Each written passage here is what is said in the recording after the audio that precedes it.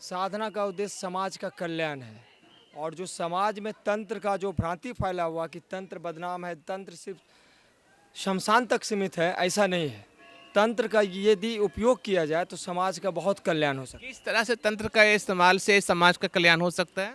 जैसे एक छोटा सा एग्जाम्पल यदि मैं आपको बताऊं, तो घर में आप ले लीजिए, पति पत्नी के बीच में झगड़े हो रही है। आज डाइवोर्स का केस बहुत हो रहा है। तो आप चाहे तो तंत्र का उपयोग, षटकर्म का उपयोग करके, वशीकरण का, सम्मोहन का उपयोग करके आप परिवार को बसा सकते हैं।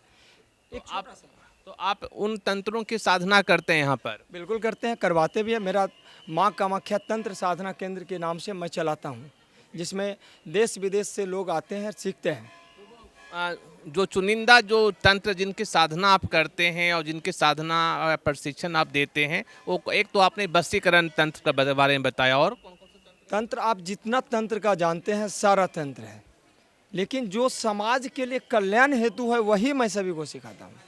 अभी जैसे समाज में जो समस्याएं हैं, जो सबसे आज अगर आज इस वक्त की बात करें तो जैसे आसाम में बाढ़ की समस्या है ना, गरीबी की समस्या है, बेरोजगारी की समस्या है, इन सारी समस्याओं में तंत्र का कोई इस्तेमाल हो सकता है? बिल्कुल हो सकता है। आपने बात किया, बहुत अच्छा बात किया आपने कि बेरोजगारी।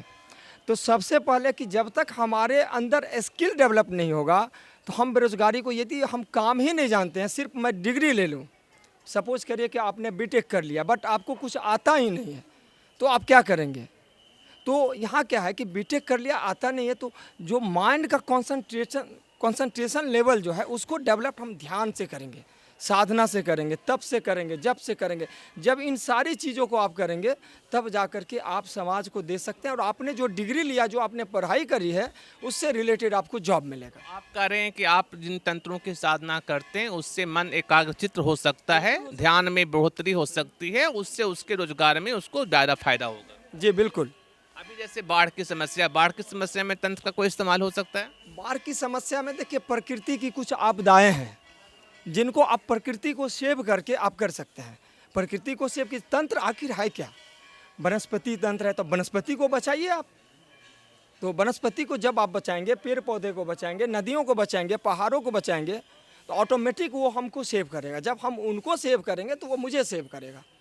जैसे आप इसको एक एग्जाम्पल से लीजिए कि मैंने आपको 10 रुपया दिया, तो स्वाभाविक नेचुरली आप भी मुझे उससे रिलेटेड कुछ देंगे ही देंगे, या पैसे देंगे या कोई सामान देंगे। तो यही प्रकृति का आदान प्रदान है जो कि हमें करना चाहिए, और उस चीज़ को हम लोग भूल चुके हैं। सिर्फ लेना जानते हैं, देना नहीं जानते हैं।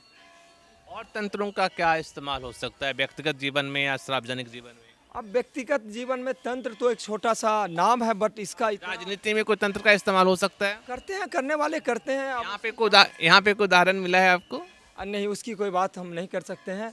मुझे राजनीति पॉलिटिक्स से कोई लेना देना नहीं है।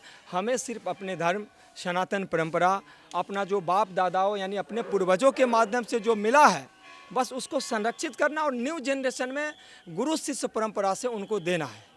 यही मेरा लक्ष्य है, जो कि मुझे परम गुरुदेव ने मुझे जो शिक्षा दी है, दीक्षा दी है, उसी को मैं प्रसारित कर रहा हूँ। उनके आदेश से जग का कल्याण हेतु जो भी कुछ हो सकता है, मेरे पास ज्ञान है, मैं करता हूँ। एक तंत्र की साधना में कोई किसी तरह का बलिदान या इन सब चीज़ों का कोई इस्तेमाल है? बलिदान में क्या दे सकते हैं? बलिदान में आप अपना समय दीजिए, त्याग कीजिए। बलिदान का मतलब यही तो बोले कि तंत्र में बहुत कुछ भ्रांति फैली हुई है, जो किताबों के माध्यम से लोग डराते हैं कि तंत्र में ये होता है, ये बलि वो बलि। इस पे आप न जाएं तो अच्छा है। जो कुछ गुप्त है उसे गुप्त रहने दें।